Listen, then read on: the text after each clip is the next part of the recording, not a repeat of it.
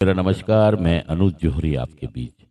तो दोस्तों, आज बहुत ही खास दिन है। बहुत ही एक ऐसी पर्सनैलिटी, एक ऐसा व्यक्तित्व। अगर हम संसार में महान व्यक्तित्व की बात करें तो अब्राहम लिंकन या नेल्सन मंडेला साहब और भारत के डॉक्टर भीमराव अंबेडकर जी। जी हाँ दोस्तों, आदरणीय हमारे अधिकारीगण, हमारे अशोक जी, हमारे सिंगला साहब, हमारे एओ साहब, हमारे डॉक्टर चौधरी साहब और महेंद्र साहब, जितने भी हमारे अधिकारी हैं सभी का अभिनंदन है। हमारे साथियों का स्वागत है हमारे राजन बाबू टीबी हॉस्पिटल के मंच से। आज बहुत ही एक महान व्यक्तित्व की बात हम करने जा रहे हैं।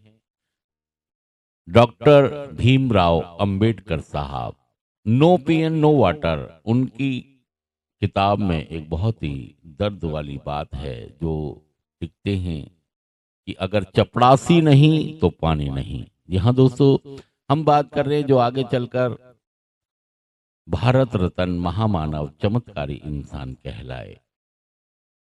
मैं आप सभी के सामने भारत के महान समाज सुधारक, संविधान निर्माता और दलितों के मसीहा डॉक्टर भीमराव अंबेडकर जी की जीवनी प्रस्तुत करने जा रहा हूं। डॉक्टर अंबेडकर का जन्म 14 अप्रैल 1891 माफ कीजिए, 14 अप्रैल 1891 को मध्य प्रदेश के महू में हुआ था, जो आज कहलाता है डॉक्टर अंबेडकर नगर। उनके पिता का नाम रामजी सकपाल और माता का नाम भीमा बाई था। दोस्तों, ये 14 बहन भाइयों में सबसे छोटे थे। ज्यादातर इनके बहन भाइयों की मृत्यु हो गई थी, क्योंकि उस समय का हो सकता है कि स्वास्थ्य जो कार्यक्रम रहा हो या जागरूकता रही हो या सुविधा रही हो मेडिकल को लेकर, उतनी शायद ज्यादा ना रही हो। उस समय मृत्यु रेट भी बहुत ज्यादा होता था। तो चलिए आगे चलते हैं। और बाबा साहब का बचपन बहुत ही कठिनाइयों में बीता। मतलब उस बात की कल्पना भी नहीं की जा सकती, एक बच्चा जो दलित परिवार में पैदा हुआ है और वो भारत का संविधान लिखेगा। इसी को चमत्कार कहते हैं कि जो बात सोची ना जाए, जो बात कल्पना नहीं की जा सकती और वो हो जाए, उसी को हम चमत्कार कहते हैं। चमत्कार की परिभाषा ही ये है कि जो ना हो सके, जिसकी उम्मीद ना की जा सके, जिसकी कल्पना नहीं की जा सके, और अगर वो बात एक हो जाती है तो उसी को हम चमत्कार कहते हैं। एक दलित परिवार में जन्मे थे हमारे बाबा भीमराव अंबेडकर साहब, जिसके कारण उन्हें समाज में भेदभाव और अपमान का सामना करना पड़ा था। स्कूल में उन्हें अलग बैठाया जाता था और पानी तक छूने नहीं दिया जाता था। ये देखिए, मैं बताना चाहूंगा दोस्तों कि जब उनके एडमिशन की बात हुई, उनकी मम्मी ने उनके दिमाग में ये बीज डाला, क्योंकि जो उनके पापा थे, उनके जो आदर्श या फूले ज्योतिबा फूले साहब, जिन्होंने पहला स्कूल, पहली शिक्षा आरंभ की थी, तो उस समय पानी की कोई व्यवस्था नहीं थी पीने की दलितों के लिए। इस बारे में भी हम अभी बात करेंगे। तो उन्हीं से प्रेरणा ली और तो उनकी मम्मी ने उनके दिमाग में ये बात डाली कि अगर बच्चे को मैं अंबेडकर को पढ़ाना चाहती हूँ, भीम को पढ़ाना चाहती हूँ। उनका नाम भीमा भी था, शॉर्ट नेम उपनाम उनका भीमा था। उन्होंने अपने पति से कहा कि मैं भीमा को पढ़ाना चाहती हूँ।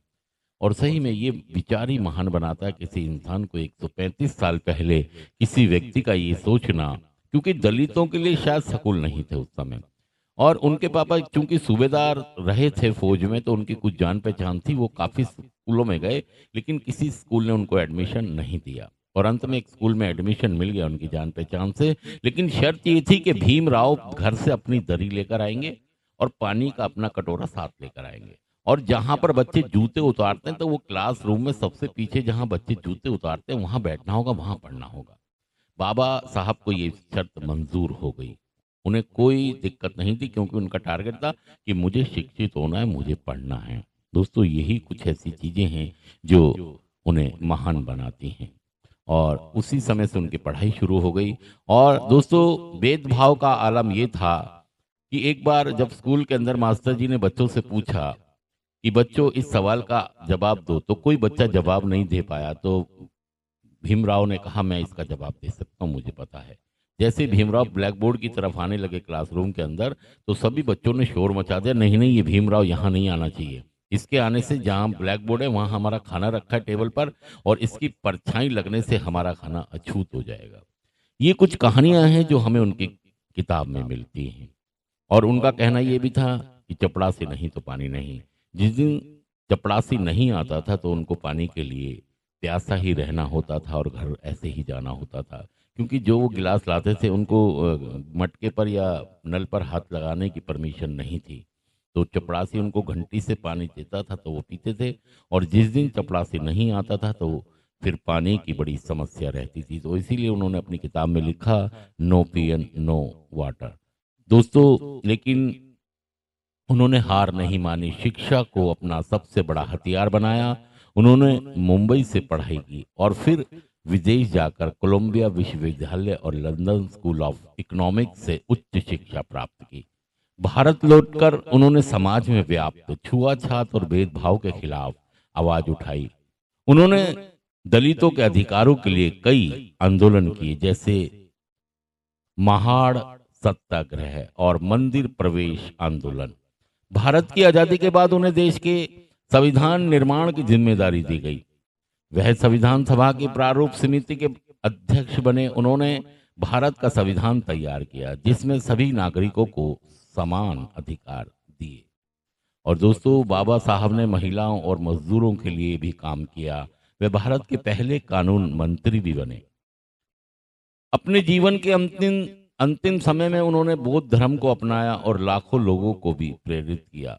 6 दिसंबर 1956 को उनका निधन हुआ, लेकिन उनके विचार आज भी हमें समानता, शिक्षा और अधिकारों के लिए प्रेरित करते हैं। वो कहते हैं, उनका नारा है, शिक्षित बनो, संगठित रहो और संघर्ष करो। मनुष्य का जीवन महान तब बनता है जब वो दूसरों के लिए काम करता है, जब वो अपने समाज के लिए काम करता है, जब वो वंचितों के लिए काम करता है। और उनके यही विचार उनको महान बनाते हैं, महान मानव बनाते हैं कि वो एक महान मानव थे, और इसीलिए उन्हें भारत रत्न से भी सम्मानित किया गया है। और दोस्तों, हमारे भारत के रचयिता डॉक्टर भीमराव अंबेडकर साहब जो इतनी कठिन परिस्थितियों में लड़कर एक महान व्यक्ति बने। अगर देखा जाए तो अब्राहम लिंकन, नेल्सन मंडेला और भीमराव अंबेडकर, ये वो पर्सनैलिटियां हैं जिन्होंने अपने जीवन के अंदर बहुत ही संघर्ष किया है।